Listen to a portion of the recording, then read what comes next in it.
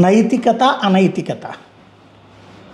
తమిళనాడు ముఖ్యమంత్రి స్టాలిన్ చెప్పుకొస్తూ ఉంటాడు నీతులు నియమాలు ఇవన్నీ కూడా.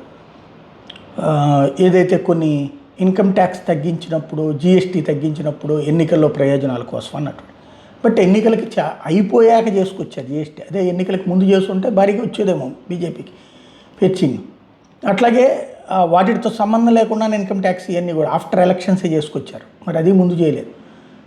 బట్ ఆయన అట్లా మాట్లాడతాడు. ఇప్పుడు ఈ ఏడాదే తమిళనాడు ఎలక్షన్స్. ఇప్పుడు మాత్రం ఆయన 10 లక్షల మంది ఎవరైతే తమిళనాడు విద్యార్థులకు 10 లక్షల మందికి ల్యాప్టాప్లు పంచుతాడు.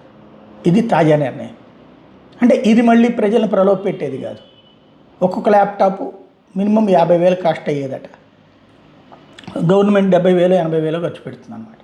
ఇది తద్వారా ఇది మరి ప్రజలకు సంబంధించినంతవరకు ఎన్నికల కోడ్ తర్వాత అయితే కనుక తప్పు. ఎన్నికల కోడ్కి ముందే చేసేయడం మూలంగా ఎవరూ అడ్డుకోవడానికి వీల్లేదు. తద్వారా ఎలక్షన్స్లో ఒక గాలం, పెద్ద గాలం, ప్రజల సొమ్ముతో ప్రజలకు గాలం వేసాడన్నమాట.